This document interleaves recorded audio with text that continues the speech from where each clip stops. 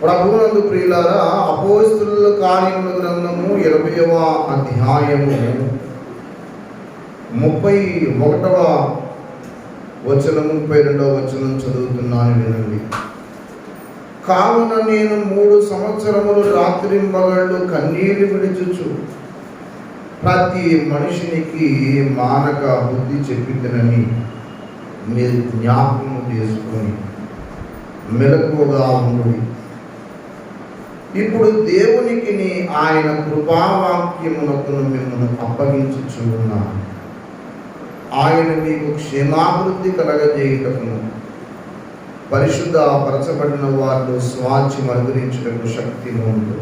చిన్నమాట ప్రార్థన చేద్దాం. వాక్యం వరకు పరిశుద్ధమైన మా తండ్రి, ప్రేమ కలిగిన ప్రభువా, నీకే వందనాలు, స్తోత్రాలు నాయనా. సర్వశక్తిమంతుడా, సర్వాధికారి, ఇంతవరకు నిన్ను స్తుతించి కనపరించి ఆరాధించి పాటలతో నిన్ను హెచ్చించాం. లేఖనమైన నీ నోటి మాట దగ్గరకు వస్తున్నాము తండ్రి. మీరు మాతో మాట్లాడండి నాయనా. మీ వాక్యము చేత మమ్మల్ని బలపరచండి. ప్రతి విని దర్శించమని అయ్యా, కూడి వచ్చిన ప్రతి హృదయాన్ని తాకండి నాయనా. నీ మాట వినడంలో తోడనే విలువ కలుగును. అవి తెలివిలేని వారికి తెలివి కలిగించుకున్నాడు. చీకట్లో అంధకారంలో కాఠిన్యంలో బ్రతుకుతున్న మనుషులతో మాట్లాడి వారిని దర్శించి వారి యొక్క హృదయ కాఠిన్యము నుండి, అంధకారము నుండి, పాపపు ఉచ్చుల్లో నుండి, చిక్కుల్లో నుండి తప్పించి జీవానికి నడిపించి మీరే బలపరిచి నడిపించండి ప్రభువా. ఆశపడినవాడు మీరు మాట్లాడితే మాకు క్షేమం నాయన. మీరే మాట్లాడిన బలపరచండి. ఏ సయములకు నామను స్తుతించి బలపరిచి ఆరాధించి విడుచున్నాము తండ్రి.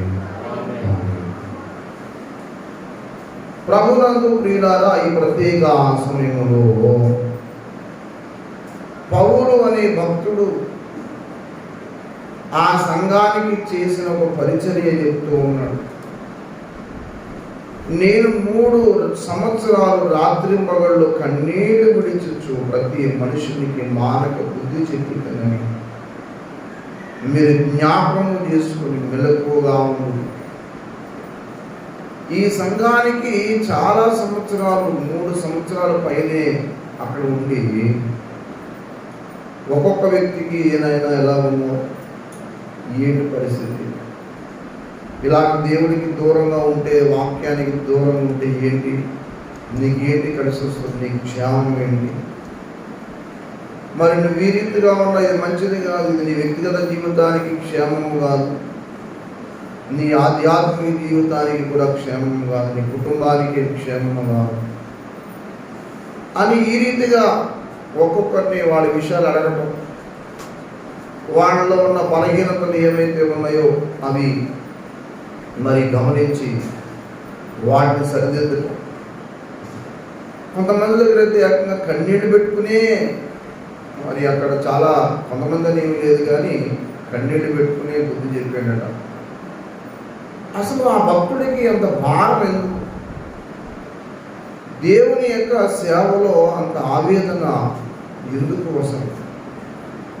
కన్నీళ్ళు గార్చి బుద్ధి చెప్పే అంత అవసరం ఏమొచ్చింది? ఒక అంత కమిట్మెంట్ ఎందుకు తీసుకున్నాడు? అసలు దేవుని పని పట్ల అంతటి బాధ్యత ఎందుకు వచ్చింది ఆయనకి? ఏ కారణము చేత అంత చదువుకున్నవాడు సహితము దేవుని కొరకు అంత త్యాగం ఎందుకు చేయవలసి వచ్చింది? చాలా చదవరి, బాగా చదువుకున్నవాడు, భాషా ప్రవీణుడు, గ్రీకు, ఇబ్రూ, ఇంకా ఆ స్థానిక భాషల్లో చాలా తెలివైన వాడు. చదువు కూడా ఏమన్నా తక్కువ ఉందా అంటే చాలా ఎక్కువ చదువుకున్నాడు. బాగా చదువుకొని ఒక ఉన్నతమైన స్థాయిలో ఉండవలసిన వ్యక్తి, అంతేకాదు అప్పట్లోనే రోమా పౌరుషత్వం కలిగిన వ్యక్తి, పుట్టుకతోనే రోమియుడు, గమలీయేలు పాదాల దగ్గర ధర్మశాస్త్రాన్ని క్షుణ్ణంగా చదివినవాడు. 1, 2 కాదు, అనేక క్వాలిఫికేషన్స్ ఉన్నాయి.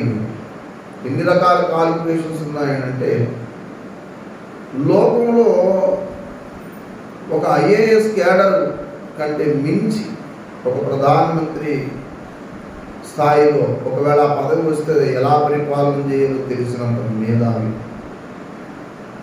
పోనీ అలాగని చెప్పి ఎంత తెలివి ఉంది, ఇంత జ్ఞానం ఉందని చెప్పి ఏమన్నా గర్వించాడా అంటే అది కాదు. సాధారణంగా మనుషులకి జ్ఞానం ఎక్కువయ్యే కొద్దీ గర్వం కూడా వస్తుంది. డబ్బు పెరిగే కొద్దీ గర్విష్ఠులు అయిపోతాడు. డబ్బు లేనప్పుడేమో చాలా దీనుడిగా కనపడతాడు. డబ్బులు చేతిలో రాగానే అప్పుడు దాకా మామూలుగా ఉన్న మనిషి కూడా ఒక రకంగా తయారవుతాడు. డబ్బు ఉన్నప్పుడు మనిషి గర్విష్ఠుడు అయిపోవడానికి సహజంగా జరుగుతుంది. అందుకే అదే పౌలు గారు తిమోతి పత్రిక రాస్తూ, యుగమందు ధనవంతులైన వారు గర్విష్ఠులు కాక అస్థిరమైన ధనమునందు నమ్మిక ఉంచక సుఖముగా అనుభవించుటకు ధారాళముగా దయచేయు దేవుని యందు విశ్వాసం ఉంచండి.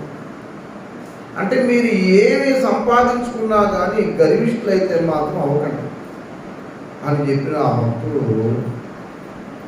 ఎంతో దీనుడు, మానవుడు దీనుడు కాదు. ఒకప్పుడు చాలా కోపిష్టివాడు, చాలా పౌరుషం కలిగిన వ్యక్తి. దేవుని దగ్గరకు వచ్చిన తర్వాత దేవుని కొరకు పౌరుషం గలవాడే కానీ ఎవరేమన్నా కానీ వాళ్ళు మళ్ళీ అంతగా పెద్ద స్పందించకుండా అప్పుడప్పుడు కొన్ని స్థలాల్లో మమ్మల్ని గురించి ఎలా మాట్లాడుకుంటున్నారు కదా కొంతమంది, అయినా కానీ మీరు ఒక విషయం తెలుసుకోవాలి అని చెప్పుకుంటూ మళ్ళీ ఎవరిని ఇచ్చేవాడు కూడా. ఇంత జ్ఞానవంతుడికి దేవుని పరిచర్య పట్ల అంటే మనుషుల యొక్క రక్షణ కొరకు అంత బాధ్యత ఎందుకు వచ్చింది, అంత భారం ఎందుకు వచ్చింది? బహు ప్రార్థనా పరుడు, ఎంత ప్రార్థనా పరుడు. మనకి ఏమీ లేకుండానే దేవుడి మాట పట్టించుకుంటాం, అన్ని ఉంటికి దేవుడిని పట్టించుకుంటాం. ఏమీ లేకపోవడం వల్ల కూడా మనం ఇంకా దేవుడికి దగ్గర అవ్వలేకపోతున్నాం. ఇంకా అన్నీ ఉంటుంటే ఇంక దేవుడిని ఏం పట్టించుకుంటాం? ఏదైనా మంచి ఉద్యోగం వచ్చిందనుకోండి, ఇంకా అసలే దేవుడి మాట వినం. కొంచెం డబ్బు వచ్చిందనుకోండి, ఇంక దేవుడు లెక్క చేయలేము. కొన్నిసార్లు సుఖం వచ్చినప్పుడు దేవుని సన్నిధిని నిర్లక్ష్యం చేస్తారు. ఏం పర్లేదు, వారం లేకపోయినా పర్లేదు, నెలకు ఒకసారి వెళ్ళి ప్రభు సరైన తీసుకుని సరిపోదు అనుకునేవాడు కూడా లేకపోలేదు. ఆలోచన వారం వారం వాళ్ళ దేవుని సన్నిధికి వెళ్ళరు. దైవ సన్నిధిలో ఎప్పుడో వెళ్తారు వాళ్ళకి నచ్చినట్టు. ఇది ఈ రోజున లేదంటే ఏదో వంకన పెట్టి మానేస్తారు, అనారోగ్యము లేకపోతే అదనేది. ఒకవేళ గట్టిగా అడిగారు, ఏంటి నువ్వు ఏమాయి, నువ్వు చాలా వారం దేవుని సన్నిధి రావట్లేదు ఏంటంటే, నా పరిస్థితి తెలియదా నీకు అనేవాడు ఉంటారు. సరే, పరిస్థితిలో తెలియదు అనేవారు అన్నారు. అయినా కానీ దేవుని సన్నిధిని ఎక్కువ ఏంటి? 6 ఊరైనా నువ్వు 6 ఊరంటే పొద్దున్న లేచిపోతే తయారైపోతావు. వంట అంటే మంచి తిండి వచ్చిందంటే వంట చేస్తూ అన్నీ చేస్తున్నారు. దైవ సన్నిధికి వెళ్ళినప్పుడు నిర్లక్ష్యం అని ఎవరన్నా అడిగారు అనుకోండి, మాకు అదే ముఖ్యం. కొంతమంది ఆదివారమే ప్రయాణాలు పెట్టుకునే వాళ్ళు ఉంటారు. ఆదివారమే ప్రయాణం, ఆదివారమే పట్టు. దేవుని యొక్క దినం రోజునే అంటే దేవుని యొక్క ఆరాధన సందర్భంలో ఇంకో పని పెట్టుకుంటాం, ఇంకో సందర్భం పెట్టుకుంటాం. జీవిత కాలంలో దేవునికి మొదటి స్థానం ఇవ్వకుండా దేవునికి దూరంగా జీవించడం వల్ల అది నీకేం ప్రయోజనం ఉండదు. దేవునికి ప్రప్రదమైన స్థానం ఇవ్వగలిగిన జీవితం నీకుంటే నీవు ధన్యురాలు, ధన్యుడు అవుతావు. అందుకే ఏది పోగొట్టుకున్నా కానీ దైవ సన్నిధిని పోగొట్టుకోకూడదు, దేవుణ్ణి ఎప్పుడు కూడా పోగొట్టుకోకూడదు. ఈ భక్తుడు పౌలు చాలా త్యాగశీలి. ఎంత త్యాగశీలి అంటే దేవుని కొరకు ఎన్ని రకాల ఇబ్బందులు పడ్డాడు, అన్ని రకాలుగా బాధలు పడ్డాడు. కొన్నిసార్లు రాసుకుంటూ వచ్చాడు. కొరింథీ పత్రిక 2వ పత్రిక 11వ అధ్యాయము, కొరింథీ పత్రిక 2వ పత్రిక 11వ అధ్యాయంలో చూడండి ఒక చక్కటి మాట. 23వ వచనం చూడండి, 23 చదవండి. వారు క్రీస్తు పరిచారకుల వేరే వాని వలె మాట్లాడుచున్నాను, నేను మరి ఎక్కువగా క్రీస్తు పరిచారకుడు. ఎవరు పరిచారకుడు? I am servant of the lord Jesus Christ. నేను క్రీస్తు పరిచారకుడు. ఇప్పుడు చాలామంది యెహోవా పరిచారకుడు. అసలు ఈ తిక్క మాటలు మాట్లాడుతున్నారు కొంతమంది. యేసునామని వాడు ఒకడు, యెహోవా దేవుడని ఒకడు, యేసు ప్రభువు దేవుడు కాదు తక్కువ అని ఒకడు. ఇలాగ వాడు ఇష్టం వచ్చినట్లు ఏది పడితే అది మాట్లాడుతున్నాడు. పౌలేమో తెలుగు తక్కువ క్రీస్తు పరిచారకుడు అన్నాడా?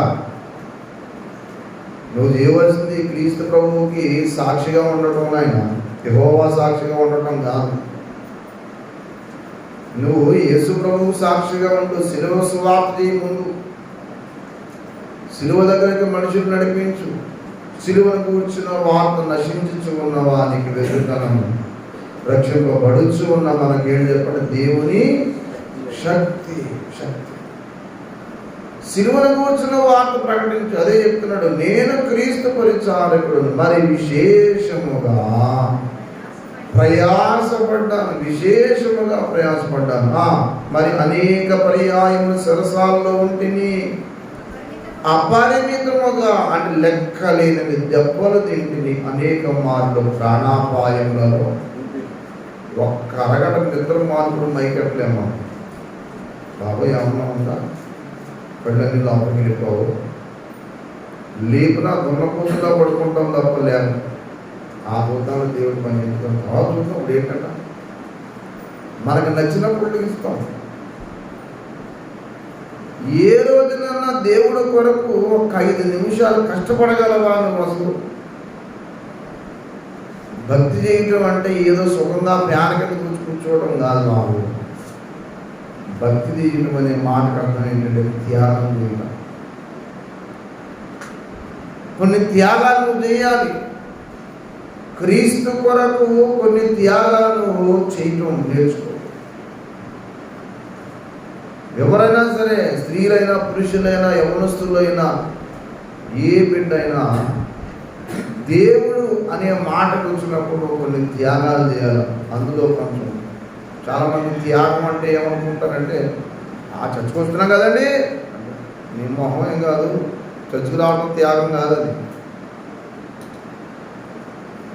నీవు ఏదైతే ప్రీతిగా ప్రేమిస్తున్నావో, నీకు దేవునికి ఏదైతే అడ్డొస్తుందో దాన్ని నువ్వు త్యజించగలిగినప్పుడే నువ్వు నిజమైన భక్తుడు. ప్రార్థనకి వెళ్ళాలి,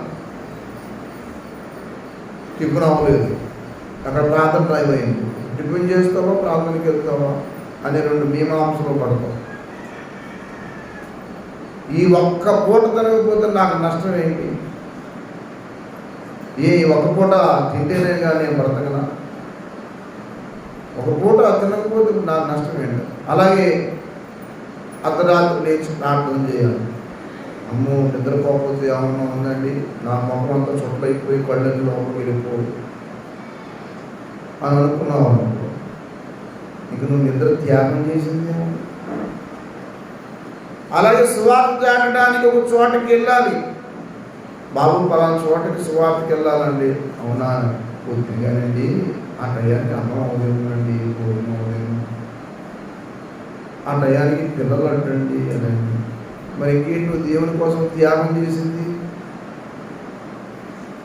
నీవు త్యాగం చేసింది ఏంటి చెప్పు అసలు? ఏం త్యాగం చేశారని? సుఖాన్ని త్యాగం చేసావా? నిద్రను త్యాగం చేసావా? ఏకుజామున లేచి క్రైస్తవుడనే వాడు ప్రార్థన చేయాలి. కానీ నువ్వెప్పుడు లేచి అలవాటు నీకు లేదంటే ఏం త్యాగం చేస్తున్నావు?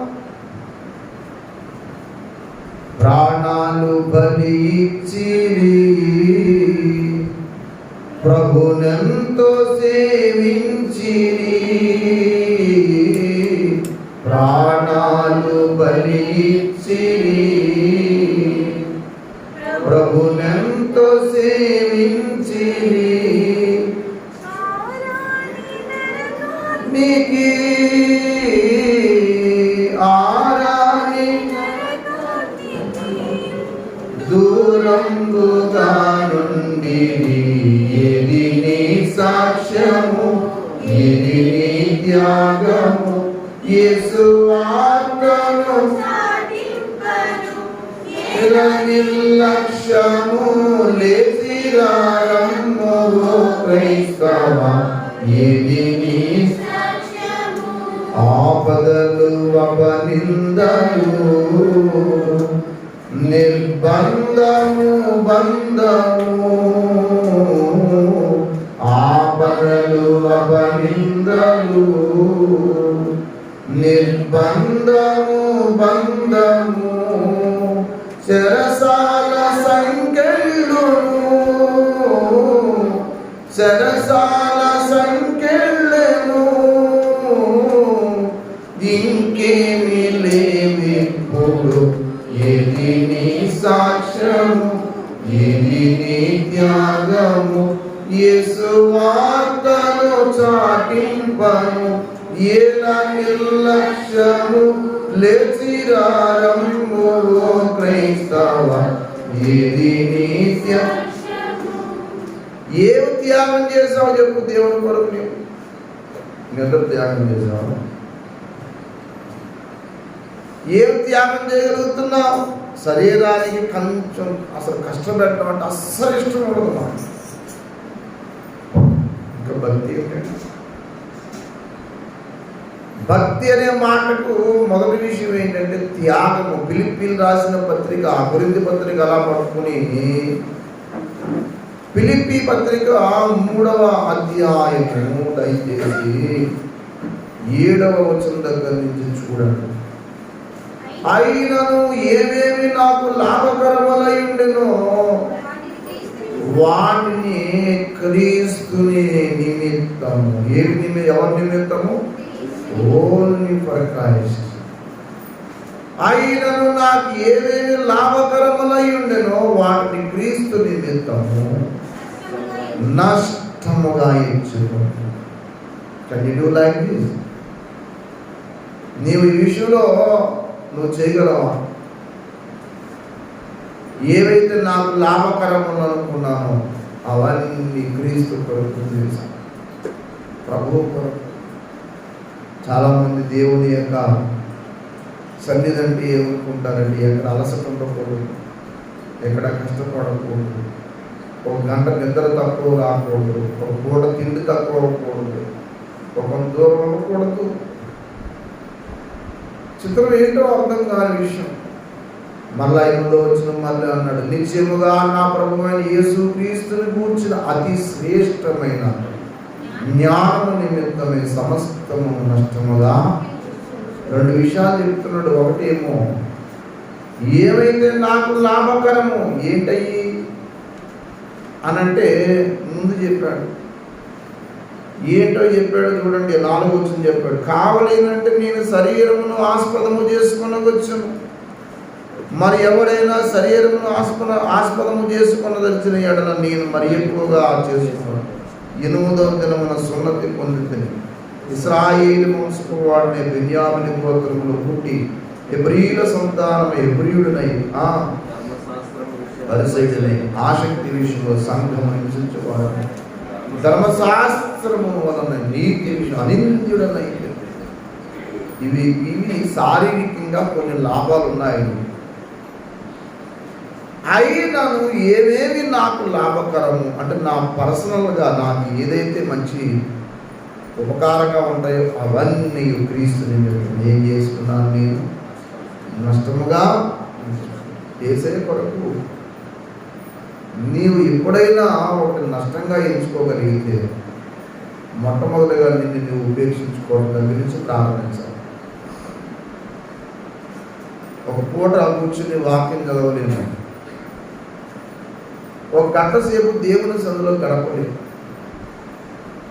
ఒక 10 అధ్యాయాలు చదవటం అంటే మనకి చాలా గగనం. ఒక 3 అధ్యాయాలు చదవాలంటే చాలా కష్టపడిపోతాం. ఏంటి కారణం అని అంటే మనం అంత త్యాగం చేయలేం. త్యాగం చేసిన బిడ్డలు ఎంతోమంది ఉన్నారు. అందులో పేరుగాల్చిన బిడ్డలు చాలామంది ఉన్నారు. కేవలం బైబిల్లో ఉన్న భక్తులే కాదు, బయటలో వాళ్ళు కూడా ఉన్నారు. వాళ్ళ జీవితాలే ప్రాణంగా తృణప్రాయంగా ఇచ్చారట. ఈ లోకంలో ఏదైతే నాకు ఏంటో ఇప్పుడు గంట నిద్ర తక్కువ, నిద్రపోవద్దని చెప్పలేదు, నిద్రపోయిందని నిద్రపోయింది. అనవసర విషయాలు చూసుకుంటూ కూర్చుని ఆలస్యంగా నిద్రపోవడం ఎందుకు? త్వరగా నిద్రపోయి, అమ్మో రేపు నేను ప్రభు సన్నిధికి వెళ్ళాలి, లేదా ఒక ఆత్మను సంపాదించడానికి ఒక దగ్గరికి వెళ్ళాలనుకుంటున్నాను. కొంతమంది ఇల్లు వాళ్ళ పని, తిండి నిద్ర, ఇంతే. అంతేగాని కొంత టైం కేటాయించి ఒక వ్యక్తి కోసం ప్రార్థన చేసి గబగబా ఇంటి పని చూసుకుని, ఇంట్లో ఏమైనా పని ఉంటే చూసుకుని, ఫలానా వాడి దగ్గరికి వెళ్దామని ఎప్పటి నుంచో వాళ్ళ గురించి ప్రార్థన చేస్తున్నాను అని వాళ్ళ దగ్గరికి వెళ్ళి ఒక మాటను వాళ్ళకి చెప్పి చాలా కాలం నుంచి అనుకుని నేను దేవుని నడిపించాలని, దేవుడు చూసుకుంటాడు అని చెప్పి వెళ్ళి వాళ్ళ దగ్గరికి వెళ్ళి ఒక గంటను గడపడం త్యాగం అంటే అది కూడా త్యాగం. ఒక వ్యక్తిని రక్షణలో నడిపించడానికి నీకు ఏదైతే అడ్డొస్తుందో దాన్ని వదులుకోగలిగితే అది కూడా. అందుకే మీరు ఆ అధ్యాయం చదివితే, మనం చదువుకున్న మూల భాగంలో చదివితే మా అపోస్తల కార్యంలో ఆయన పడ్డ శ్రమల్లో కొన్ని చెప్పాడు. 3 సంవత్సరాలు రాత్రి పగళ్ళు మానక ఏం చేశారు చెప్పండి? ఏం చేశారు? ప్రతి మనుషునికి కన్నీళ్ళు విధిస్తూ అంత బాధితో ఆయన కడుపు పుట్టినోళ్ళ ఏమన్నా ఆయన కన్నాడా? కేవలం సువార్త వల్లనే కన్నాడు తప్ప శారీరక పిల్లల వాళ్ళేమో. దేవుడు కూడా అంత త్యాగం ఏంటి, అంత పట్టుదల ఏంటి, అసలు ఏం కలిసి వస్తుంది అనంటే ప్రభు కొరకు అంత త్యాగం చేయకపోతే ఈ రోజున మనం కూడా రక్షించబడి. కొంతమంది త్యాగశీలులు ఉంటారు, వాళ్ళే ఒక సువార్త, వాళ్ళ మాటలు కాదు, ఆ మనుషులే ఒక సువార్త. నా కోసం వాళ్ళు ఇంత దూరం వచ్చారండి, నా ఒక్క వ్యక్తి కోసం. చాలా ప్రయాసపడ్డాడు, ఒకసారి ఒక ఆయన కనపడ్డాడు నా ఊళ్ళో. అది చాలా లోపల ఏజెన్సీ ఊరది. ఎలా మారేవయ్యాడు అసలు, దేవుడు ఎలా తెలుసుకున్నామంటే నాకు దేవుడు తెలియదండి. ఒక ఆయన దరిదాపు ఒక 60-70 కిలోమీటర్ల నుండి ఆ ప్లేన్ ఏరియాల నుండి మా ఊరు వస్తూ ఉండేవాడు. అప్పుడు నేను చాలా ఫుల్గా తాగేసి ఉండేవాడు, నా దారిని చాలా విడిచిపెట్టేవాడు. ఆయన మళ్ళీ మా ఊరు వరకు కూడా బస్సు లేదు, ఇక్కడికి ఒక 15 కిలోమీటర్ల దూరం వరకు బస్సు వస్తుంది. అక్కడ దిగిపోయి నడుచుకుంటూ వచ్చేవాడండి ఆయన. ఫోన్లు, ఇప్పుడు ఫోన్ సౌకర్యం లేదు అప్పుడు. అలా కొన్ని సంవత్సరాలు తిరిగి వచ్చాడండి ఆయన. నేను ఆయన కూడా తిట్టువాడిని, ఏం పని పాకలేదు నీకు. చాలా ప్రయాసపడి నెమ్మదిగా ఆయన ప్రార్థన చేస్తూ వచ్చేవాడు. దేవుడు ఒక దినాన్ని దర్శించాడు, మారు మనసు పొందాడు, ప్రభు దగ్గర కూర్చాడు. ఇప్పుడు ఆయనే సేవ చేస్తున్నాడు. ఆయన నడిపించడానికి చచ్చిపోయాడు. దేవునికి స్తోత్రం. కొంతమంది పిల్లలు కూడా త్యాగం చేసే వాళ్ళు ఉన్నారు. యవ్వనస్తులు వాళ్ళ జీవితాన్ని త్యాగం చేసేస్తున్నారు. ఉద్యోగాలు చేస్తూ సాయంకాలం అవగానే ఉద్యోగ బాధ్యత నెరవేర్చగా అయిపోగానే టకటకమంటూ వాళ్ళ పనులు చూసుకుని మళ్ళా ఒక ఊరెళ్ళి వీధిలోనే నిలబడి ఒక మాట చెప్పి వచ్చేసి రక్షణ నడిపించిన వాళ్ళని ఎంతో మంది ఉన్నారు. అలాగే నేను అలాగే మారాను. మా మాస్టారు ఆ పని చేసి ఈ రోజుల్లో మనకి తీరుబడంటూ లేదు. లేకపోవడం కాదు, త్యాగం చేయడానికి ఇష్టపడటం లేదంటే. కొంతమందికి ఎప్పుడు బిజీ బిజీ బిజీ బిజీ. దైవజనులు కావాలనే పుస్తకంలో జాక్పోలన గారు మంచి మాట రాశాడు. నిన్ను సాతానుడు ఏ ఉచ్చులో పాడేస్తాడంటే నువ్వు దేవుడికి ఉపయోగపడకుండా నిన్ను బిజీలో పెడతాడు. మాట్లాడితే మార్కెట్ అని, మాట్లాడితే ఇంకొకటని, మాట్లాడితే ఇంకొకటని. నిన్న అవసరమైతే ఎలాగలాగ చిక్కులు పెట్టి నీకు ఖాళీ లేకుండా చేసి పెడుతుంది. శారీరక విషయాల మీద నీకు ఎక్కువ మనసు పెడతాడు. అప్పుడు నువ్వేం చేస్తావు? అసలు గోలు మర్చిపోతావు. అసలు గోలు మర్చిపోయి ఏం చేస్తావు అంటే నువ్వు పెట్టవలసిన దాని మీద దృష్టి పెట్టకుండా చేస్తాడు. భక్తి చేస్తున్నట్టు అనిపిస్తుంది, కానీ నీ ద్వారా ఒక్కడ మారడు. నువ్వు దేవుడికి అసలు ఉపయోగపడవు. దైవజనులు కావాలని పుస్తకం చదవండి, మీరు తెచ్చుకుని తప్పనిసరిగా చదవండి. దైవజనుడు అంటే కేవలం పాస్టర్ గారే దైవజనుడని మీరు భ్రమలో ఉన్నారు కనుక, క్రీస్తు కొరకు పనిచేసే ప్రతి అక్క, ప్రతి తల్లి, ప్రతి చెల్లి, తమ్ముడు ఎవరన్నా ఉద్యోగం చేస్తున్నా సరే వాళ్ళు కూడా దేవుని కొరకు ఉపయోగపడుతూ వాళ్ళు దైవజనుడు. సేవకుడు కొంతవరకే పని చేయగలడు, అన్నీ చేయగలడు. కానీ సంఘములో ప్రయాసపడ్డ వాళ్ళు కోట్ల మంది దేవుని కోసం త్యాగం చేసిన వాళ్ళు ఉన్నారు. రోమాపత్రిక 16వ అధ్యాయము చూడండి. రోమాపత్రిక 16వ అధ్యాయం మొదటి మాట చూడండి. రోమాపత్రిక 16:1 కేంక్రేలో ఉన్న ఏ పరిచారం చేసిందమ్మా? సంఘ పరిచారకురాలకు ఇవే అను సంఘానికి పరిచర్య అంటే ఆ సంఘంలో ఉన్న బిడ్డలందరికీ ఈమెయిల్ దర్శించింది. మరి కుటుంబం ఉందో లేదో తెలియదు, భర్త ఉన్నాడో లేదో తెలియదు. సంఘ పరిచారకురాలకు పీవే, అందుకనే పీవే అనే మాటకు అర్థం ఏంటంటే వెలుగు అన్నాడు, ప్రకాశము అన్నాడు. పీవే మన సహోదరికి ప్రభువునందు చేర్చుకుని ఆమెకు మీ వల్ల కావలసింది ఏదైనా ఉన్న ఎడల సహాయం చేయమని ఆమెను కూర్చి మీకు సిఫారసు చేయించున్నాను. ఆమె అనేకులకు నాకు సహాయం రాదు. ఇప్పుడు ఆమె సహాయం చేయటం వల్ల ఏం జరిగింది అని అంటే మొట్టమొదటి ఆమె గురించి సాక్ష్యం చెప్తున్నాడు. రెండోది ఆమె అవసరం ఏదన్నా ఉంటే తీర్చండి అంటే అవసరం తీర్చబడుతుంది. మూడోది ఆమె గురించి ఒక గొప్ప హెచ్చింపు మాట చెప్తున్నాడు, సాక్ష్యం చెప్తాడు, పరిచారకురాలనే మాట చెప్తాడు. వాటి కూడా చూస్తాడు. నిన్ను గురించి ఏం చెప్తారు చెప్పు? ఆయన మా అన్నండి బాబు, మా కోసం ఎంత త్యాగం చేశాడండి, ఆమె పట్టించుకునే వాళ్ళు కాదు ఆయన, కానీ ఏంటో ఆయన ఓర్పు చేత మమ్మల్ని అందరినీ క్రీస్తులో నడిపించారు అని చెప్పడం. మనము ఏమనుకుంటామంటే ఏ కష్టం లేకుండా దేవుని సదులు వెళ్ళాలనుకుంటాము. ఒక అరగంట ఆలస్యం అయితే అయ్యి బాబోయ్ టైం. పరలోకానికి వెళ్ళే వాళ్ళు అందరూ కూడా త్యాగం చేసిన వాళ్ళే తప్ప సౌఖ్యంగా ఉన్న కూడా ఒక్కడ వెళ్ళలేదు నాకు తెలుసు. బైబిల్లో ఉన్న వాళ్ళైనా బయట సార్ సౌఖ్యంగా ఉండి ఏదో పరిశుద్ధంగా కాపాడుకున్నవాడు వెళ్ళాడు, కానీ వాడికి బహుమానం లేకుండా పోయింది.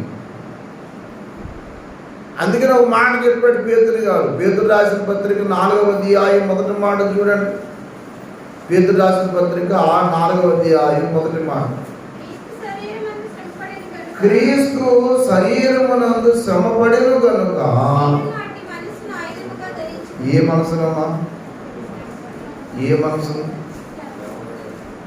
క్రీస్తు మనసు గురించి చెప్పాడు అక్కడక్కడ. పౌలు గారు ఫిలిప్పీ పత్రిక 2వ అధ్యాయం 5వ వచనంలో మనసు గురించి చెప్పాడు. క్రీస్తు యేసునకు కలిగిన ఈ మనస్సును మేము, ఆయన దేవుని స్వరూపం కలిగిన వాడై ఉండి దేవునితో సమానంగా ఉండటం విడిచిపెట్టుకున్న బాధ్యత అంటే అక్కడ దీనత్వం కలిగిన మనసు గురించి చెప్పాడు. ఫిలిప్పీ 2:5-6.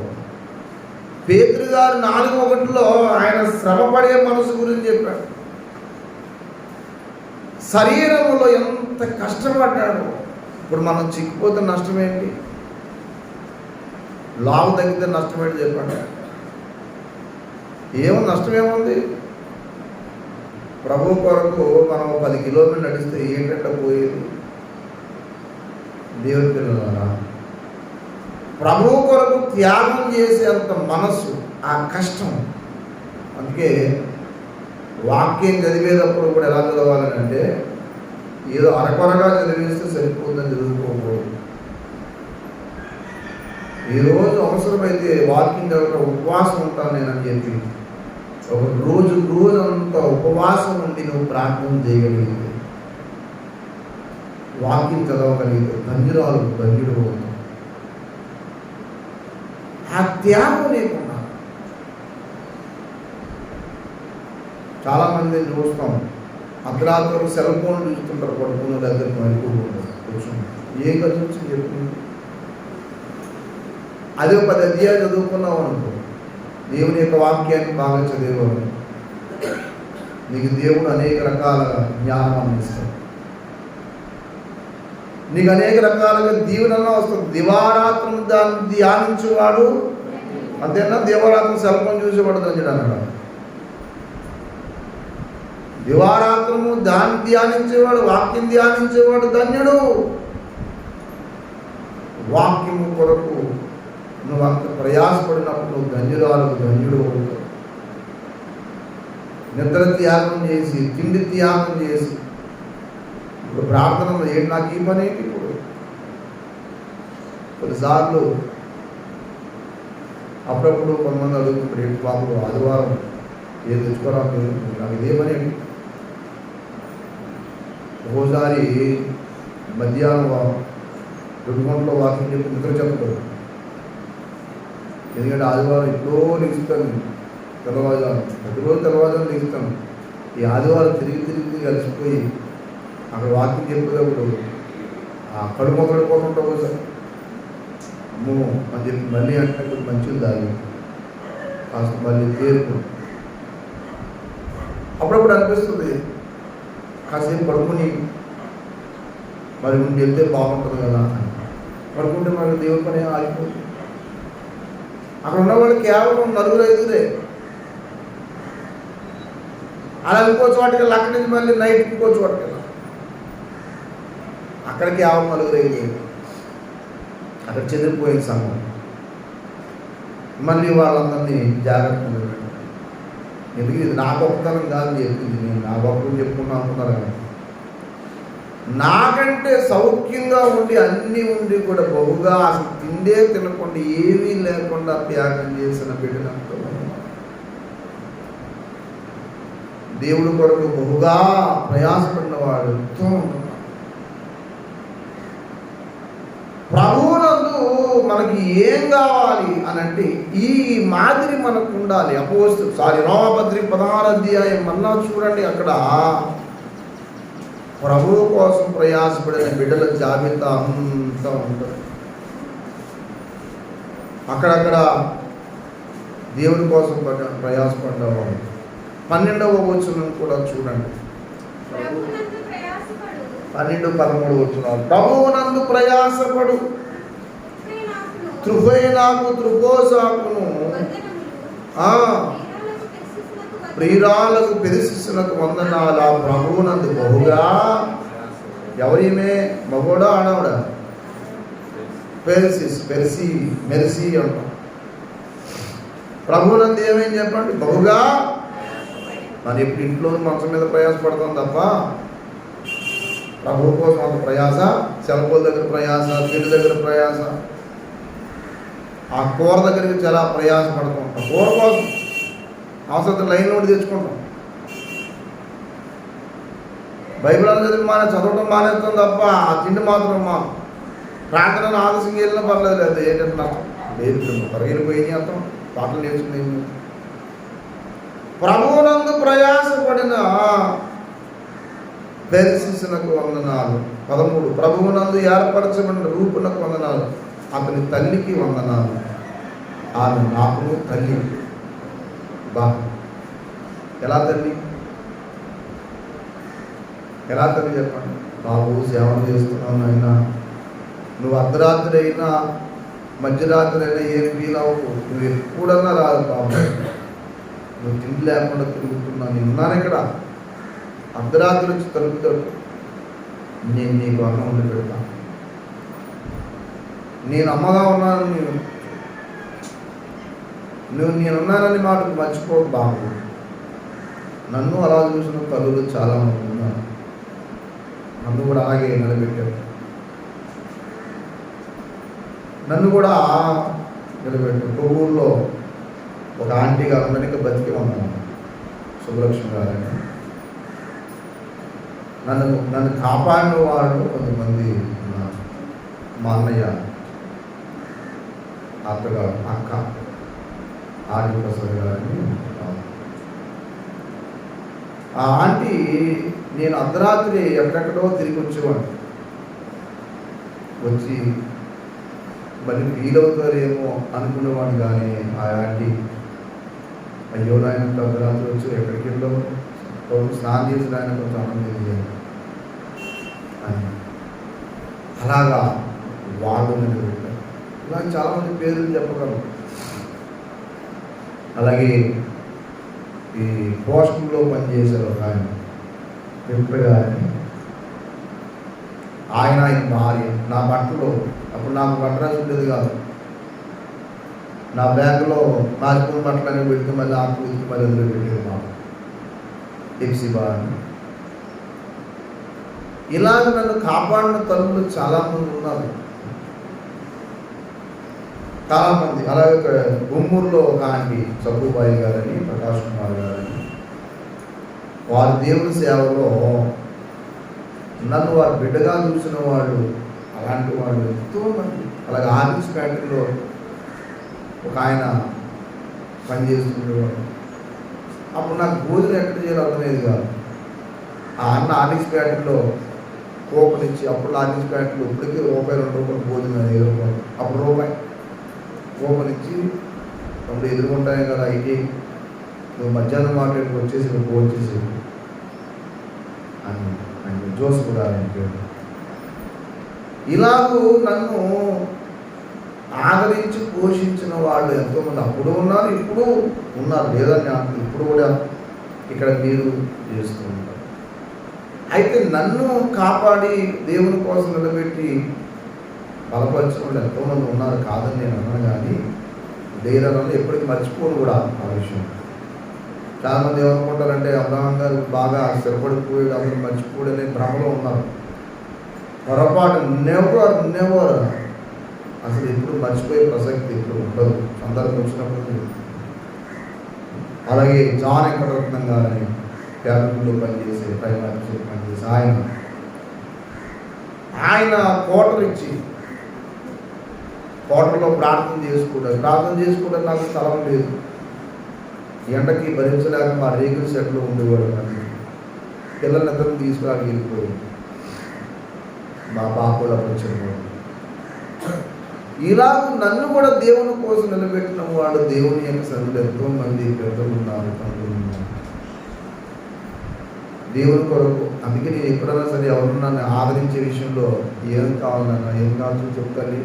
నా చదువుకో చాలు, నీకెంత కోసం ఎంతన్నా ధ్యానం చేస్తాను. నా ఛాయ శక్తిలో ఎవరో ఒక కాళ్ళను పట్టుకుని చదివిస్తాను నేను. నువ్వు చదువుకుంటే చాలంటే. ఎందుకు తెలుసా, ఆ ఒక్క అమ్మాయికి దిగింది అనుకోండి 100 మంది నిలబెడతాడు. ఒక్క కుర్రోడు నిలబడ్డాడు అనుకోండి 100 మంది నిలబెడతాడు. వాడే చెడిపోతే 100 మంది జరగబోతున్నాడు.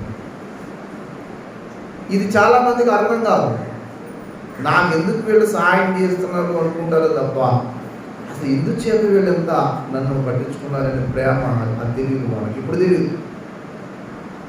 మా బిడ్డలను కూడా ఒకరు చదివించారు 10th క్లాస్ వరకు, శేఖరమాడి గారిని. వాళ్ళని చోట వాక్యం చెప్తుంటే పిలిచి, బాబు నీకు పిల్లలకు మంది అని చెప్పారండి.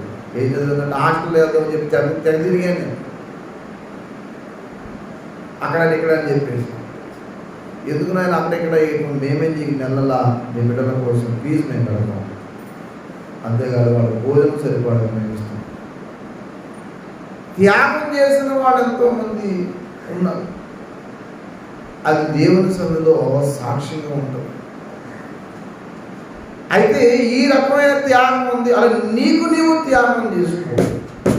బాగా విషయం, నువ్వు దేవుని కొరకు, సంఘము కొరకు విజ్ఞాపన చేయడానికి ఒక గంట మెలకువగా ఉండి అర్ధరాత్రి అయినా సరే ప్రార్థన చేయాలి. వీళ్ళ కోసం నేను విజ్ఞాపనం చేయాలనుకుని నువ్వు ఎంతగా ప్రార్థనలో ఉంటావో దానికి తగిన ప్రయాసం తగిన ఫలితం చేసుకుంటావు. రోమాపత్రిక 16వ అధ్యాయం 3-4 వచనాలు చూడండి.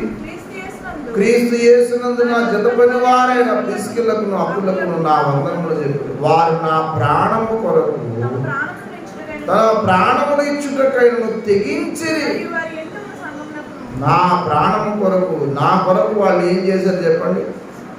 ప్రాణం కూడా తెగించేశారు. చేయగలవా?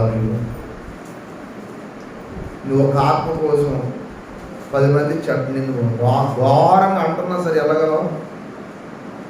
నిన్ను తిడతారు, నిన్ను రకరకాలుగా మాట్లాడుతారు. ఒక రకంగా మాట్లాడరు, నిన్ను చాలా రకంగా మాట్లాడుతావు. నువ్వు దేవుడి కోసం నిలబడతానంటే 3 రకాలుగా మాట్లాడుతావు. కొరింథీ పత్రిక 2వ పత్రిక 6వ అధ్యాయము 4వ వచనం దగ్గర నుంచి చూడండి. కొరింథీ పత్రిక 2వ పత్రిక 4-6. మా పరిచర్య నిందింపబడకుండా నిమిత్తము ఏ విషయంలోనూ అభ్యంతరమేమి కలగజేయక శ్రమల యందును, ఇబ్బందుల యందును, ఇరుకుల యందును, దెబ్బల యందును, శిరసాలలోను, అల్లలలోను, ప్రయాసములలోను, జాగరములు, ఉపవాసములలోను.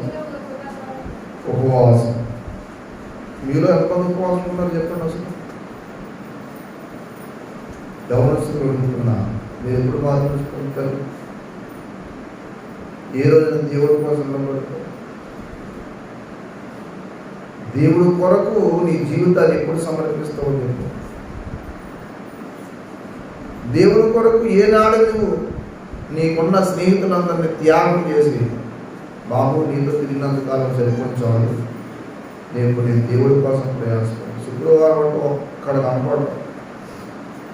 నేను పిలిస్తే మాత్రం నా మొహం చూపించి వెళ్ళిపోతారు. ఈ శుక్రవారం ఎందుకు వచ్చాడు? నా మొహం చూసి నాతో మాట్లాడడానికి వచ్చాడు, ప్రార్థనకు వచ్చాడు. మరి నేను ఎందుకు వెళ్ళకూడదనే మరి బుద్ధి ఎప్పుడు వస్తుందో నాకు అర్థం. శుక్రవారం వస్తున్నప్పుడు ఒకడు ఫోన్ బట్టి నా వెళ్తుంటాడు, ఒకడు ఇలా వెళ్తాడు, ఒకడు ఎక్కడ కూర్చుంటాడు.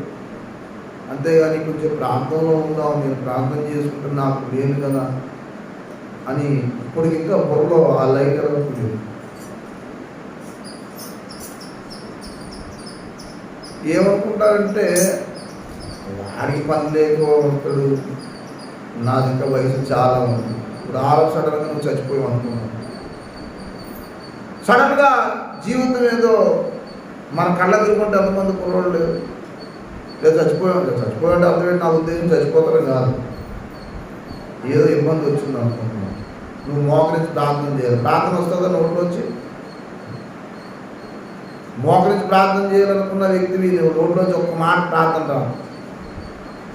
అందుకే వాక్యం అంటాడు, దుర్దినములు రాకముందు వీటి యందు నాకు సంతోషము లేదని చెప్పు సంవత్సరములు. అంటే ఎందుకన్నాడు ఆ మాట?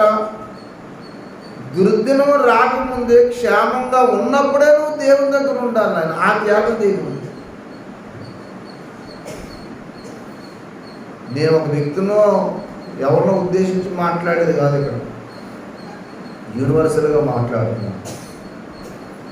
బలం ఉంది, ధనం ఉంది, అన్నీ ఉన్నాయి, కానీ రక్షణ లేదు. పెళ్ళి అవుతుంది. మారు మనసు లేని పెళ్లి చేసుకుంటే ఏం ప్రయోజనం?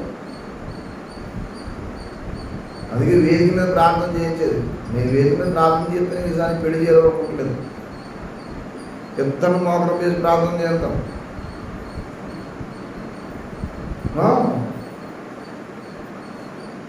లేకపోతే నేను పెళ్లి చేయను బాబు నీకు నమస్కారం, అది ముందే ప్రార్థనలో ప్రాక్టీస్ చేయండి.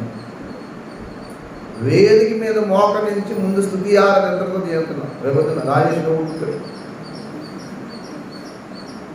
ఎక్కాలని చెప్తలేదు. నేను వేదిక మీద నోరు తెరిచి, ప్రభువా నువ్వు నాకు ఇచ్చిన ఈ కుటుంబ జీవితాన్ని బట్టి నీకు స్తోత్రం తండ్రి, రాబో కాలంలో మీరిద్దరము నీకు సాక్షులుగా బ్రతికే ధన్యత ఇవ్వండి నాయన, మమ్మల్ని రక్షించుకున్నావు అని చెప్పి స్తుతి ఆరాధన చేయగలగాలి. దేవుని కనపరచాల ప్రారంభం రోజు నుంచి. అందుకే దైవ సన్నిధిలో ముందు దేవుని కనపరచడం నేర్చుకో. నువ్వు ఏ త్యాగం చేసావు, ఏ త్యాగం చేయగలి చెప్పు. మళ్ళా 2 కొరింథీ పత్రిక 6:5 చూడండి. దెబ్బల యందును, చెరసాలలోను, అల్లరల్లో, జాగరములలో, ఉపవాసంలో, దిగుల, ఓర్పు. ఉపవాసం ఉపవాసం ఉపవాసం ఉపవాసం ఉపవాసం అనేది నువ్వు ఉండాలండి. యవనస్తులు చెప్తున్నా వినండి. నీ జీవితంలో ఉన్నత స్థాయికి రావాలనుకున్నవాడు మోకరించి ప్రార్థన చేయడం నేర్చుకో. ఉపవాసం కూడా ఉండటం నేర్చుకో. ఉపవాస ప్రార్థన చేయండి. ఏదో లోటు ఉందనుకోండి, దేవుడు దాన్ని సవరిస్తాడు. ప్రభువా, మేము ఉద్యోగాల కోసం ప్రయత్నం చేస్తూ ఉన్నాం, మా జీవితంలో ఎందుకు రావట్లేదు, సహాయం ప్రార్థనలో ఉండండి. ముందు వివాహం అయిన తర్వాతే దేవుడిని స్థిరపరుస్తాడు. నువ్వు ఒక్కడిగా ప్రార్థన చేయలేవు అని చెప్పి దేవుడు నీకు భార్యని ఇచ్చాడు. మీరిద్దరు కలిసి ప్రార్థనలో ఉండండి. అమ్మాయి కొంచెం వారానికి ఒక రోజు ఉపవాసం ఉన్నాం అని ప్రార్థన చేయి. దేవుడు నీ జీవితంలో అద్భుతాలు చేస్తాడు. నువ్వు ఆ మాట త్యాగం చేయలేకపోతేనా? కొంతమంది లెంట్లో ఉంటారు సార్, ఉపవాసం లెంట్. ఎందుకు లెంట్లో ఉపవాసం ఉండడం కారణం ఏంటంటే ప్రార్థన చేయడం కాదు, లెక్క ఉంటుందని. లెంట్లో ఉపవాసం ఉండి లెక్క పెట్టుకుంటే తప్పేం లేదు. కానీ వారంలో కనీసం ఒక రోజు నువ్వు బైబుల్ చదవడం ఉపవాసం ఉండు. ఒకరోజు మీ కుటుంబ సభ్యుల కొరకు, సంఘం కొరకు, స్నేహితుల కొరకు ప్రార్థన చేయడం ఉపవాసం. అనారోగ్యం ఉంటే తప్ప, లేకపోతే త్యాగం చేయడం. ఎందుకు ఇదంతా మీకు ఎందుకు చెప్తుందంటే త్యాగం. ఉపవాసం చదవడం వల్ల కదా. 7వ సత్యవాక్యము ఆ ఓర్పు గల పవిత్రతతోను, జ్ఞానముతోను, దీర్ఘ శాంతముతోను, దయతోను, పరిశుద్ధాత్మ వల్ల నిష్కపటమైన ప్రేమతోను, సత్యవాక్యము చెప్పుట వలనను, దేవుని బలము వలనను, ఘనతల వలన, సుకీర్తి దుష్కీర్తుల వలనను దేవునికి స్తోత్రం కలుగును గాక. ఘనత అంటే ఘనత యందు, అఘనత యందు, సుకీర్తి దుష్కీర్తి. కొంతమంది తిట్టేవారట, కొంతమంది రకరకాల మాట్లాడేవారు. ఎన్ని చెప్పుకున్నా అనుకుంటాను పోనండి. అలాగే ఇంట్లో కూర్చోలేదు.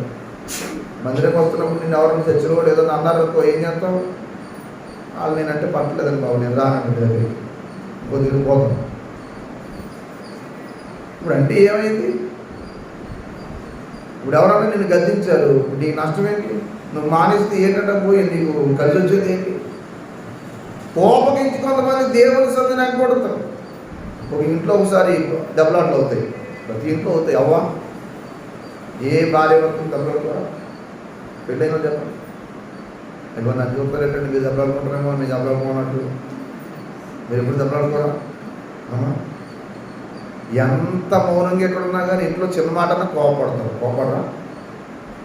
కోపడినట్టునే ఏంటంటే మొక్కమంతా బిడాయించుకుని ప్రార్థన రమ్మని ఆయన అడగడు, ప్రార్థన తీసుకెళ్ళని చెప్పి ఈవిడ అడగడు. కోపగించండి ఏం చేస్తారు చెప్పండి? వస్తే శాంతి కావాలి, నీ సంగతి నాకెందుకు అని ఎప్పుడు అనుకోకూడదు. ఎంత కోపంగా ఉన్నా దేవుని యొక్క సన్నిధిని, మనకు భార్య భర్తల మధ్య కోపాలు రావు, తల్లిదండ్రులు పిల్లల మధ్య కోపాలు రావు అని ఎప్పుడు అనుకోదు. వచ్చినా ప్రార్థన ఏమవుతుంది? ఇంకా అలా ఉన్నాయండి అంటే ఆవిడ సీరియస్ చూసి అంటుంది, నిన్న ఇది నేను గుర్తొచ్చా, నేను మిగతా విషయం ఇష్టమైతే మాట్లాడి మళ్ళీ ప్రార్థన టైం అవుతుందట అని చెప్పేసి, ఆ సరే తిట్టవు గారి ముందు దేవసరికి వెళ్దాడు అని చెప్పేది. ఆ కోపం టిఫిన్ చేయలేదు, చేయకపోతే పోవే అని బయట తెచ్చుకోరు అనుకుంటా, హోటల్ బోర్డులు ఉన్నాయి అనుకోవడం. సర్లే కానీ ఆ టిఫిన్ చేయకపోతే నేను చేస్తానులే అని చెప్పి, ఓ దైవం నాకు తెలిసి పేరు చెప్పండి బాగుంది కానీ ఆయన ఓర్పు చూస్తే నాకే ఆశ్చర్యం వేసింది.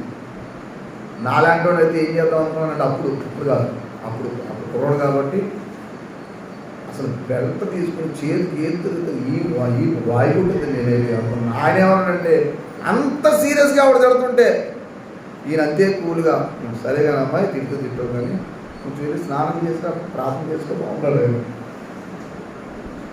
అప్పుడు వచ్చి సోక్రటీస్ అనే తత్వవేత్త అర్ధరాత్రి వరకు అందరికీ జ్ఞానం చెప్పేవాడట. రోజు వాళ్ళ ఆవిడి మేడ మీద తిట్టి ఒక రోజు ఒళ్ళు మండిపోయి వేడి గింజి తీసుకొచ్చి పైనుంచి నెత్తి మీద పోసింది. వీళ్ళందరూ శిష్యులు చుట్టూ ఉన్నారు. ఒక్కొక్కడు కారాలు మిరియాలు చూసి ఎంత దుర్మార్గాలతో కాపం చేస్తున్నాడు ఈయన. ఇలాంటిది కానీ మాది కంటే మాత్రం ఎప్పుడు దాని కాళ్ళు చేతులు ఎరగొట్టి మూల కూర్చోబెట్టేద్దాం అని అన్నారు. వీళ్ళు అంత సీరియస్గా ఉంటే సోక్రటీస్ గారు ఓ నవ్వి ఏనైనా తల చూస్తున్నారు. ఉరువింది వర్షం కురిసింది అన్నాడు సింపుల్గా. ఏం చెప్పండి? ఉరిమింది ఏమైంది చెప్పండి? వర్షము కురిసింది. అంటే తిట్లన్నీ ఏంటి చెప్పండి? ఉరుములు. గెంజిపోసేసింది ఏమనుకున్నాడు ఆయన? వర్షం. అంతే. అలాగే నీ గృహంలో ఏదైనా జరగగానే జరిగింది దేవుని సన్నిధికి రా, కుటుంబాలు చేసుకుని రా, ముందు నేను రాను, అది ఉండేది. నా బాధ్యత లేకుండా నేను పిలిచాను. ఈ దెబ్బలాడుకుని కొంతమంది కుటుంబ ప్రార్థనలు మానేసిన వాళ్ళు, దేవుని సన్నిధిని మానేసిన వాళ్ళు ఉన్నారు మన దగ్గర తప్ప మిగతా చోట. కోపం వచ్చి కొంతమంది ఈ కోపంతో అన్నం తింటం మానేసి, టిఫిన్ తింటం మానేసి, ప్రార్థన మానేసి ఏంటంటే సాధించేది నాకు చెప్పు. సుకీర్తి దుష్కీర్తి దేవునికి స్తోత్రం కలుగునుగా. హల్లెలూయా. ఏడు చెప్పండి? సుకీర్తి దుష్కీర్తి. బైబిల్లో రంజిత్ గారు పాట రాశాడు. అందులో రాస్తూ మాట అప్పుడు రాశాడు, ఘనతలలో ఏంటండి? ఘనతలలో నా బలమైన దేవ అనే పాట రాస్తూ అందులో ఆయన మంచి మాట రాశాడు. ఆయన ఎందుకీ ఏ పరిస్థితుల్లో ఉన్నా సరే అందులో ఘనతలో నిన్ను ప్రేమించెదా, కలిమిలేములలో నిన్ను ప్రేమించెదా, ఘనతలో నిన్ను ప్రేమించెదా, కలిమిలేములలో నిన్ను ప్రేమించెదా, కలువరిలోని ప్రేమను దలచి ప్రేమాతిశయం మూర్చిల్లెదా, సర్వకాల సర్వావస్థలలో ప్రియముగా నిన్ను గొల్తు యేసా,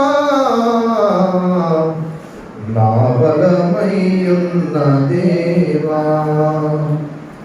ఘనతలు అంటే నేను పొగిడినప్పుడు అలాగే ఉండాలి, తిట్టినప్పుడు కూడా ఏం చెప్పండి? ఇంట్లో బాగా తిట్టేస్తుంది అనుకోండి, దేవుడు చెప్తాడు మళ్ళీ బచ్చట, నీకేంట్రా నీ బయటికి వెళ్తే పోషించేస్తారు అందొక ఆవిడ. ఆ మాటకి మళ్ళీ ఏం చెప్పండి? చేతికి ఏది దొరికితే సెల్ ఫోన్ చేసి కర్ర వేసి అయిపోయావు నువ్వు ఇవ్వాలా అని చెప్పాను. అలాగ అనగానే ఆయన ఏం చేయడంటే, సర్లే కానీ దేవుడు పోషిస్తున్నాడు కానీ సర్లేదా నువ్వు ఒకసేపు ఫోన్ చేతి కదా అంటే నేను తిన్నాం. తినకపోతే ఎలాగమ్మాయి, తినకపోతే నీరసం ఇప్పుడు చూడు తిట్టాలి నీరసం అయిపోయావు అన్నాడు. అంత ఓర్పుతో దేవుని సన్నిధిలో ఇంట్లో ఏ పరిస్థితి జరిగినా కానీ ఇడిపోయేంత పరిస్థితి అయితే తెచ్చుకోకూడదు. కానీ కామను సర్లే అమ్మాయి నా మీద కోపడకపోతే ఎవరికి కోపడతావే, ఇదిలో వాళ్ళందరూ తిట్టవు కదా, నన్ను తిట్టు కొద్ది ఇది తిట్టవు కానీ కదా, ఫోన్ చేసి చక్కగా ప్రార్థన చేద్దాం, దేవుడి సన్నిధికి వెళ్తాం, టైం అవుతుంది ఆదివారం ఎలా అని ఆ ఓర్పుతో. అంతేగాని ఇవాళ ఆయన ఇచ్చాడు లేదా ఆమె తిట్టింది అని చెప్పి దేవుని సరే నెక్కొట్టావు అనుకో, నెక్కొట్టి ఏంటంటే సాధించేది తిట్టా కాబట్టి అని చెప్పి. అలాగే పిల్లల్ని కూడా త్యాగం చేయడం నేర్పించాలి. లేపేది ముందు అంతే. కొన్నిసార్లు ఏం చేయాలంటే అలవాటు చేయాలి. ఏ కొంచెం అలవాటు చేయాలి. బాబు ఏం చేసే పని కదా, ఏ పని లేదు. ఎవరు లేకపోతే రాలేదనుకో ఏం చేస్తాను, నేనే మైకెట్టుకున్నాను. ఎందుకు ఎట్టలేదు అని చెప్పి అడిగి ఉన్నానుకో, నీకేం చేస్తాం అంటే లేబరు, మనం ఏం చేస్తాం చెప్పండి. మెలుగు రాదు, ఏంటంటే నిద్ర, ఒక గంట నిద్ర త్యాగం చేస్తే ఏమన్నా ఉందా? కళ్ళని పీకిపోవు, కళ్ళు అగేయు. దేవుడి పని తర్వాత చూసుకుందాం, ముందు సుఖం మాత్రం చూసుకోవాలి. రేపు పొద్దున్న నరకంలో మాత్రం ఏడాలి. ఇక్కడ సుఖం, ధనవంతుడు అందుకే ఏడ్చాడు. అందుకే పౌలు జీవితము ప్రతి సేవకునికి, ప్రతి విశ్వాసికి ఒక మాదిరి. మళ్ళీ అపోస్తలుల కార్యముల గ్రంథం 20వ అధ్యాయము దయచేసి చూడండి. 3 సంవత్సరములు రాత్రింపగళ్ళు కన్నీళ్లు విడిచొచ్చు ప్రతి మనుషునికి మానక బుద్ధి చెప్పుతున్నని మీరు జ్ఞాపకం చేస్తున్నారు. 3 ఏళ్ళండి, 3 సంవత్సరాలు. కొన్ని స్థలాల్లో సంవత్సరాలు తరబడి ఉండిపోయేవాడు, కొన్ని స్థలాల్లో వారాలు ఉండేవాడు, కొన్ని స్థలాల్లో 15 రోజులు ఉండేవాడు.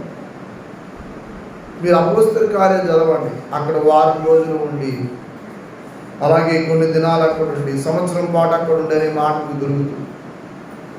ఎందుకన్నాడు తెలుసా? అక్కడ పరిస్థితులన్నీ ప్రతికూలంగా ఉన్నా సరే వాళ్ళు రక్షించబడాలి, ఇక్కడ సంఘం నిలబడాలి. నేను ఒక ఏజెన్సీ ప్రాంతానికి వెళ్ళాను. ఆ ఏజెన్సీ ప్రాంతంలో ఊర్లో దైవజనుడు అప్పటికే చాలా సంఘాలు కట్టాడు, కానీ ఒక ఊర్లో మాత్రం చాలామంది దేవుడి మాట వింటలేదట.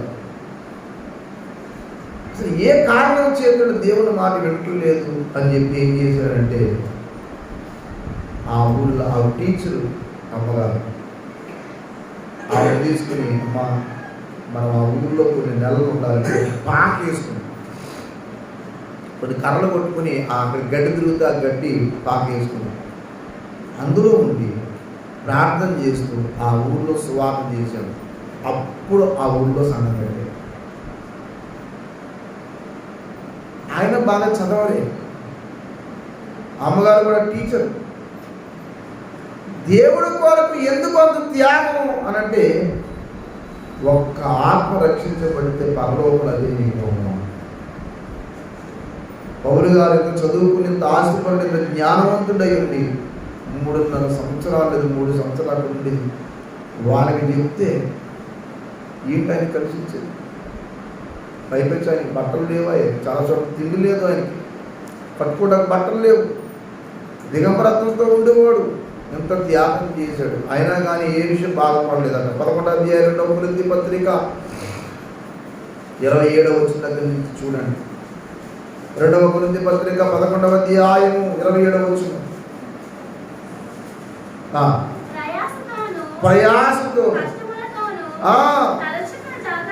ప్రయాసతోను కష్టములతోను తరచుగా జాగరణములతోను ఆకలి దప్పులు. అంటే ఆకలి, ఉపవాసానికి ఆకలి దప్పులకి తేడా ఏంటి చెప్పండి? ఉపవాసం అంటే ఏంటి? ఉండి కూడా తినకుండా ప్రార్థన నిమిత్తము, దేవుని సేవ నిమిత్తం ఆగిపోవడం ఉంది తినడం. ఇవాళ ఉపవాసం అంటే ఈరోజు నేను ప్రార్థన చేసుకునే ఆకలి దప్పులు అంటే లేక తినకపోవడం. తింటాను లేదు, ఎవరు పెట్టలేదు, అలాగే కడుపు కాళ్ళు పుడుచుకుంటూ ఉంటుంది. ఒక సండే స్కూల్ నడిపించమంటే ఓ త్యాగం చేయడం. ఓ బిడ్డను సండే స్కూల్ నడిపించడానికి వాళ్ళ దగ్గరికి వెళ్ళి, ఆంటీ మీ బిడ్డలను సండే స్కూల్ నడిపించండి అని అడగలేము. మనం సండే స్కూల్ నడిపించడానికి చాలా సిద్ధపడాలి. ఆ పిల్లల కోసం ఎంతో పని చేయాలి. ఆ పని చేయడం నువ్వు త్యాగం చేయలేవు. మరి నువ్వు చేసేది ఏంటి? నువ్వు పెద్దలను లేచి ప్రార్థన చేసి బహుగా విజ్ఞాపనం చేసి కొన్ని ఆత్మల కోసం నువ్వు ప్రయాసపడి తప్పులో రాలేవు. మరి ఎప్పుడు త్యాగం చేస్తావు? తరచుగా జాగరణలతో, ఉపవాసములతో, ఆకలి దప్పులతో చదవండి. చలితో తప్పు కూడా ఏం లేదు. నిజంగా ఆ మాటలు చదివినప్పుడల్లా నేను ఫస్ట్లో చదివినట్టు అంత ఏం చేశాను. అయ్యో ఎంత దారుణమా, ఎంత ఉన్నతమైన విద్యావంతుడికి ఎంత కష్టం వచ్చింది. మనం ఒక్క పూట నిద్ర లేకపోతే భరించదు.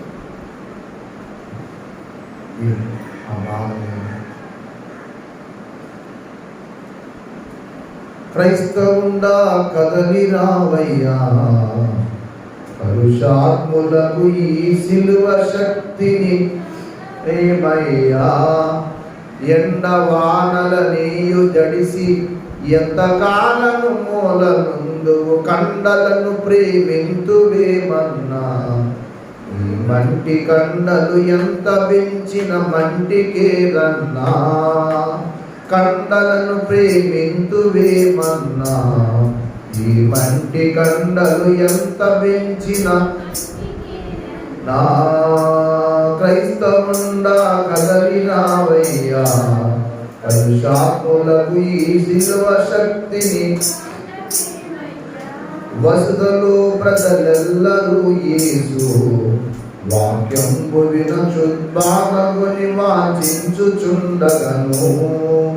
మిషనులెల్లా మిషను చేత మిట్టుబడుచు వాదములతో, మిషనులెల్లా మిషను చేత మిట్టుబడుచు వాదములతో యేసు బోధను విడచినారన్నా.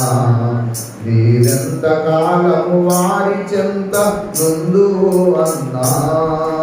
క్రైస్తవుండా కదలి రావయ్యా, కలుషాత్ములకు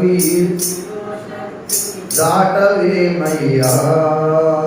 ఎండ వానల నీయు జడిసి మూలనుందు, ఎండ వానల నీయు జడిసి ఎంతకాలము మూలనుందు, కండలను ప్రేమింతువేమన్నా. ఈ మంటి కండలు ఎంత పెంచిన ఎంతకాలము శరీరాన్ని ప్రేమించి ఏం ప్రయోజనం? ఎంత త్యాగం చేశాడట, ఏమీ లేదు. దిగంబరత్వంతో ఉంటిని, చలితో ఉన్నాను, కప్పులాకి ఏమీ లేదు. దిగంబరత్వం, తొడుక్కోవడానికి బట్టలు లేవు. ఎలాగా అసలు ఉన్నాడనేది నా ఇప్పటికీ ప్రశ్న. అంత విద్యావంతుడు దిగంబరత్వంతో ఎలా గడిపాడో, ఎవరొచ్చి పట్టించారు? కొత్త బట్టలు లేకపోతే మనం ఎంత వీలైపోతామో. ఈ సంవత్సరం నాకు బట్టలు కొనపోయమ్మా. నా పేరటి ఈ సంవత్సరం నా బర్త్డే పేరుతో పేద పిల్లకి నేను బట్టలు కొంటాను. నాకేమొద్దు, నాకు అని నువ్వు త్యాగం చేయగలవు. సేవ కొరకు ఈ సంవత్సరం నేను ఒక సేవకుడికి నా ఖర్చు అంతా ఇవ్వగలను అని చేయగలవు. నువ్వు చేయగలిగితే అదే త్యాగం. దేవుని కొరకు ఒక త్యాగం అనేది. ఒకసారి వర్షం వచ్చింది అనుకోండి, అయ్యి బాబోయ్ ఏమన్నా తడిచిపోతే ఏమన్నా ఉందా, ప్రార్థన మానేద్దాం కానీ ఏం చేయాలని చెప్పండి. అపోస్తుల కార్యక్రమం చివరి మాట లేదు, దయచేసి ముగింపులోకి వచ్చే ముందు మాట 32వ వచనం. ఇప్పుడు దేవునికి ఆయన కృపావాక్యమునకు మిమ్మల్ని అప్పగించుచున్నాను. ఆయన మీకు క్షేమాభివృద్ధి కలగజేయటకు పరిశుద్ధపరచబడిన వారు స్వాస్థ్యముల గురించి శక్తి. నువ్వు ఎవరెవరికి అప్పగించాలి, ఎవరికి అప్పగించుకోవాలి అంటే ప్రభువుకు అప్పగించుకోవాలి. కొంతమంది కామాతృతకి వారి జీవితాన్ని అప్పగించుకున్నారంటే. ఎఫెసీ పత్రికలో రాశాడు ఆ మాట, 4వ అధ్యాయంలో. ఎఫెసీ పత్రిక 4వ అధ్యాయం చూడండి, వాళ్ళ జీవితాలు దేనికి అప్పగించుకున్నాడు రాశాడు అక్కడ, వారి అవయవాలు. ఎఫెసీ పత్రిక 4వ అధ్యాయం 19వ వచనం చూడండి. వారు సిగ్గులేని వారయుండి నానా విధమైన అపవిత్రతను అత్యాశతో జరిగించుటకును తమ్మును తామే కాముకత్వానికి ఏం చేశారు? అది పెద్ద ఏమన్నా త్యాగమా? పాపం చేయడానికి అప్పగించుకోవడం ఎంత త్యాగం ఏంటండి? అదొక సిగ్గులేద్దాం. కొంతమంది దేవుని యొక్క వాక్యాన్ని విడిచిపెట్టి శరీరాన్ని పాపానికి అప్పగించడం తిరుగుతుంది. అది త్యాగం కాదు బాబు, నరకానికి వెళ్ళే పని. వారి దేహాన్ని పాపానికి అప్పగించుకున్నారు. స్తెఫను ఇంటి వారు వాళ్ళ దేవుని పరిచర్య కొరకు వాళ్ళు అప్పగించుకున్నారట. కొరింథీ పత్రిక మొదటి పత్రిక 16వ అధ్యాయము 17వ వచనం చూడండి. స్తెఫను ఇంటి వారు అకయ యొక్క ప్రథమ ఫలమై ఉన్నారని వారి పరిశుద్ధులకు పరిచర్య చేయుటకు తమను తామే ఏం చేశారు చెప్పండి? పరిచర్య చేయడానికండి. ఏ స్తెఫను అంటే అక్కడ సాక్షిగా మార్చబడిన స్తెఫను కాదు, ఈ స్తెఫను వేరు. అపోస్తలుల కార్యాలు 7వ అధ్యాయంలో అతసాక్షిగా చంపబడిన స్తెఫను ఇంటి వారి గురించి కాదు, ఇక్కడ వేరే స్తెఫను. వీళ్ళు పరిశుద్ధులకు పరిచర్య చేయటకు తమను తామే ఏం చేసుకున్నారు చెప్పండి? అప్పగించుకున్నారు. 2వ కొరింథీ పత్రిక 8వ అధ్యాయంలో ఇక్కడ ఒక విషయం చెప్తూ అక్కడ ఏమంటాడంటే, వారు దేవుని కోసం వారి జీవితాన్ని అప్పగించుకున్నారంట. 2వ కొరింథీ 8:5 చూడండి. ఇదియుగాక మొదట ప్రభువునకును మాకును తమ్మును తామే అప్పగించుకునేది. ఏం అప్పగించుకునేది? ఇంతకీ నిరుపేదల వీళ్ళు. కానీ కొంతమంది కష్టాల్లో ఉన్న వారి జ్ఞాపకం చేసుకుని కొంత డబ్బులు పోగొట్టారట. చూడండి, ఆ పైన చెప్పాడు, సహోదరులారా మాసిదోనియా సంఘమును కనుకరింపబడిన దేవుని కృపను గురించి మీకు తెలియజెప్పుచున్నాను. వారు బహు శ్రమల వలన పరీక్షింపబడగా అత్యధికంగా ఏం చేశారు? అన్ని కష్టాలు వస్తే మనం ఉంటామండి. ఈ రోజున చిన్న మాట ఎవరన్నంటేనే దేవుని సన్ని అనుకుంటేస్తున్నాం. బహుశ్రమల వల్ల పరీక్షించబడ్డారట. బహుశ్రమల వల్ల పరీక్షించబడినా సరే వాళ్ళు అత్యధికంగా ఆనందించారు. శ్రమలలో కూడా ఆనందించారు. కష్టాలు ఎదురొచ్చిన ఆనందించి భార్య భర్తలు వాళ్ళ ధైర్యం చెప్పుకునేవారు. ఏమంటే నేను ఆశపడ్డాను. వాళ్ళ ప్రోత్సాహానికి, నిజంగా వాళ్ళ త్యాగానికి ఊహించలేని విషయం.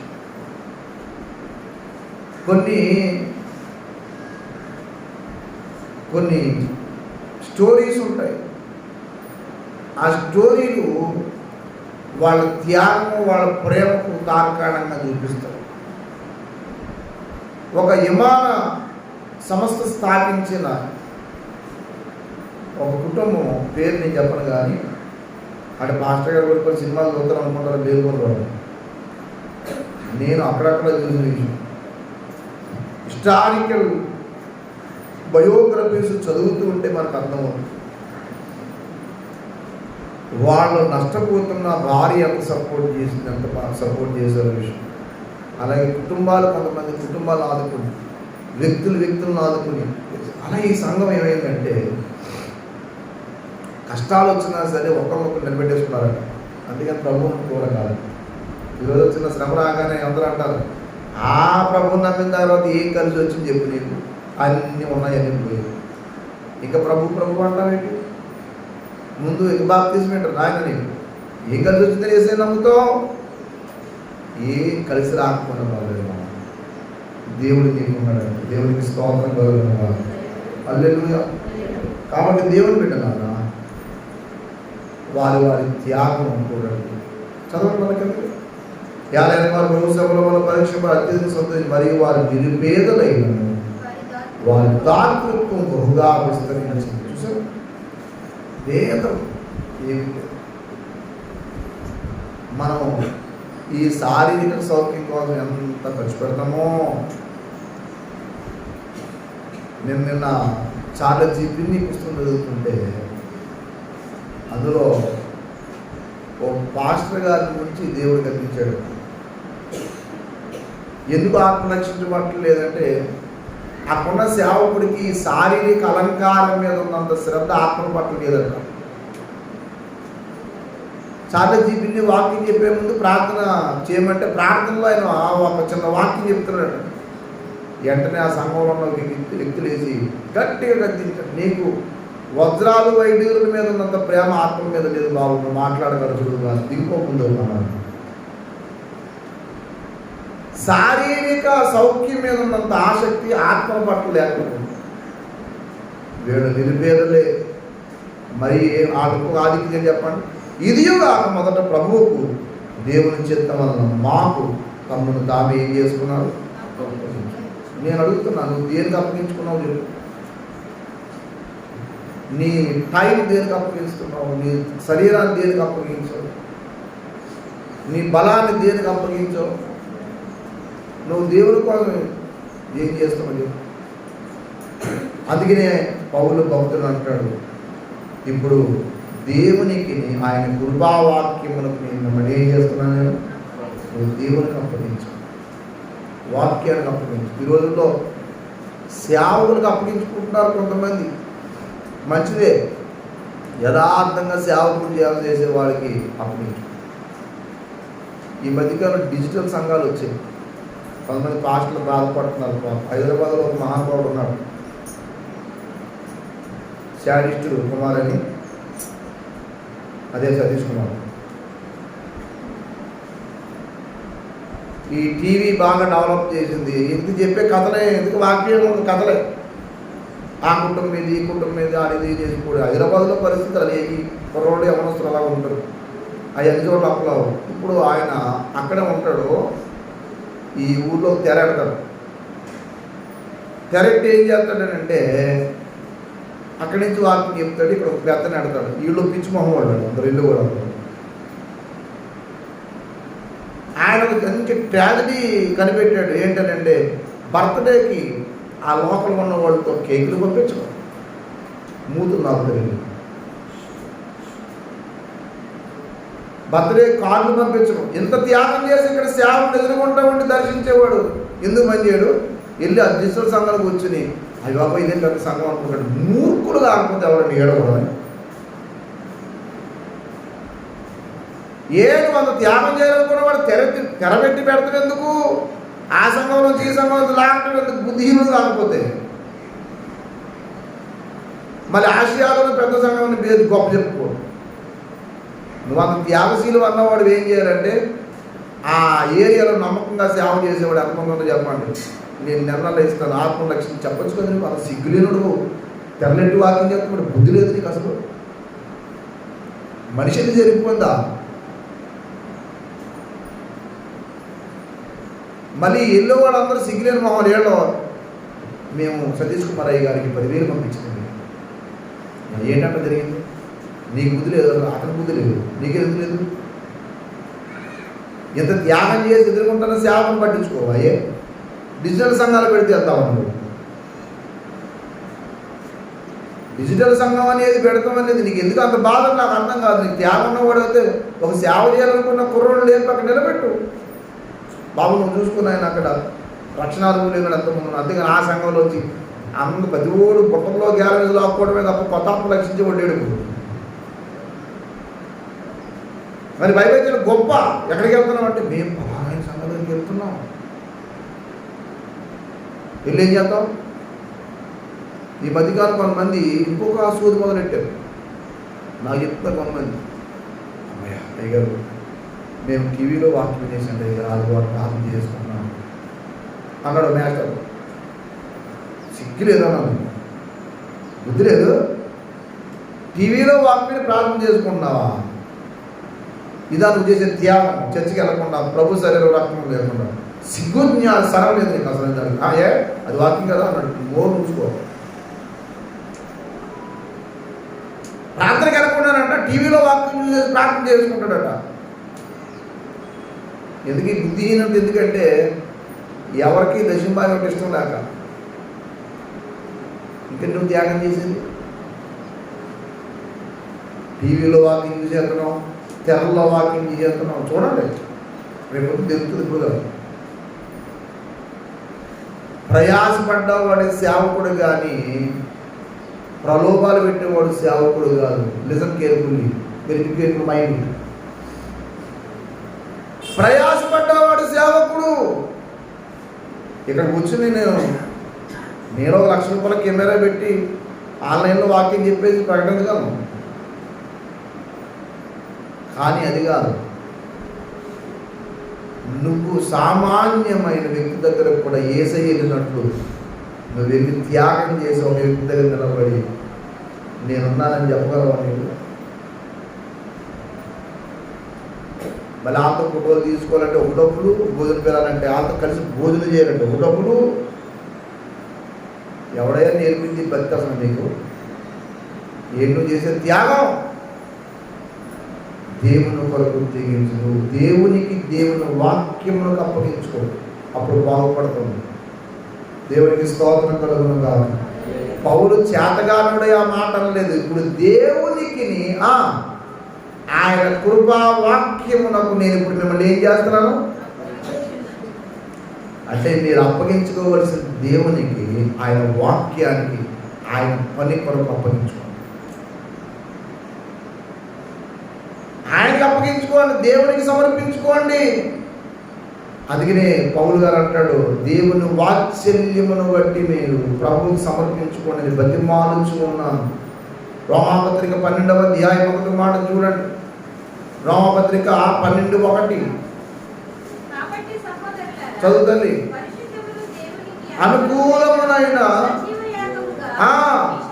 మీ శరీరములను ఆయనకు సమర్పించుకోండి అని మేము బతిమాలుచున్నాను. దేవునికి స్తోత్రం కలుగును గాక. I'm very very humble requesting you. మీరేం చేస్తారంటే ముందు ఆయన సమర్పించుకోండి. బాబు గమనిస్తున్నారా? ముందు దేవుని సమర్పించుకోండి, వాక్యాన్ని సమర్పించుకోండి.